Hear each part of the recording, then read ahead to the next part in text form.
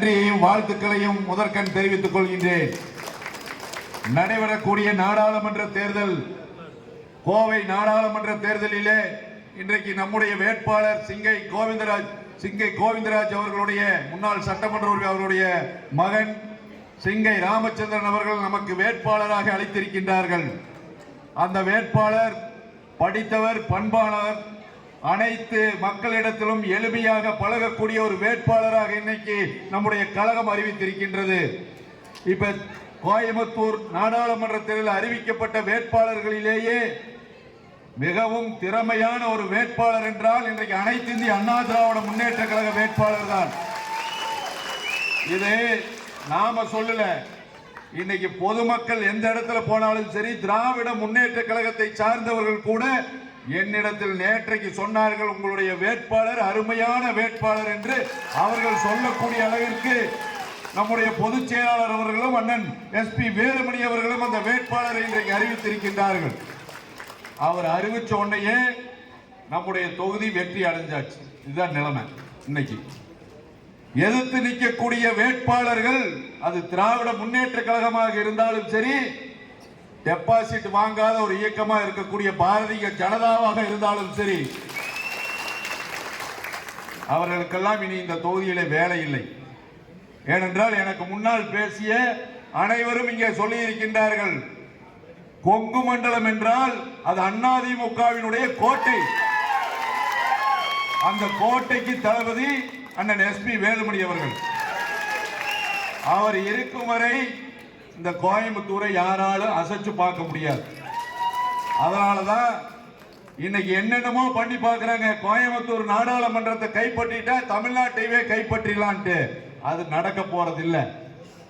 ஏன்னா அதுக்கு முக்கியமா இருக்கக்கூடிய 6 தொகுதிகளிலே நம்முடைய பல்லடம் சட்டமன்ற தொகுதியை நீங்கள் எடுத்துக்கொள்ள வேண்டும். கிட்டத்தட்ட தொடர்ந்து பல்லடம் சட்டமன்ற தொகுதியிலே அனைத்து இந்திய அண்ணா திராவிட முன்னேற்ற கழகத்துடைய வேட்பாளர்கள் தான் இருந்து கொண்டிருக்கின்றோம். எண்ணி பார்க்க வேண்டும்.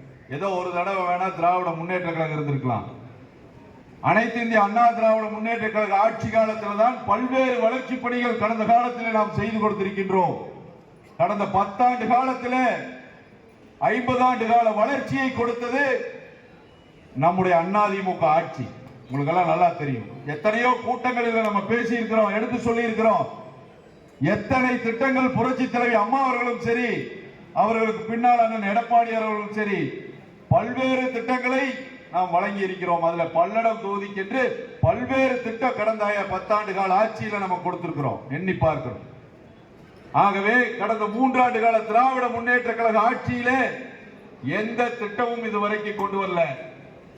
நீங்க எண்ணி பார்க்கணும். அப்படி இருக்கும் போதுதான் அந்த நிலையில சந்திக்கிறோம். கடந்த சட்டமன்ற தேர்தலில் கிட்டத்தட்ட 33,000 வாக்குகளிலே அண்ணன் கடற்பூர் நடராஜ் அவர்கள் வெற்றி பெற்றார்கள். கடந்த முறை நான் நின்று இந்த 3 வருஷத்துக்கு முன்னாடி எனக்கு 33,000 வாக்குகள் அதிகம் பெற்று நீங்கள் வெற்றி பெற செய்திருக்கின்றீர்கள். எண்ணி பார்க்கணும். ஆனால் இந்த நாடாளுமன்ற தேர்தலிலே குறைந்தது 50,000 வாக்குகளுக்கு மேலாக பல்லடம் தொகுதி வெற்றி பெற்றாக வேண்டும். அதற்கு நாம் எல்லாம் இன்றையிலிருந்து கடுமையாக அந்த 20 நாட்கள் தான் இருக்குது, கடுமையா உழைத்து அந்த வெற்றியை நாம் ஈட்டி தர வேண்டும். ஏன்னா SP வேலுமணி என்ன சொல்லியிருக்காரு, வரும்போதுன்னு சொல்லிட்டு வந்தாரு, முன்னாடியும் சொல்லியிருக்காரு, உங்க பல்லடம் தொகுதி நம்பித்தான் கோவை நாடாளுமன்றமே இருக்கின்றது.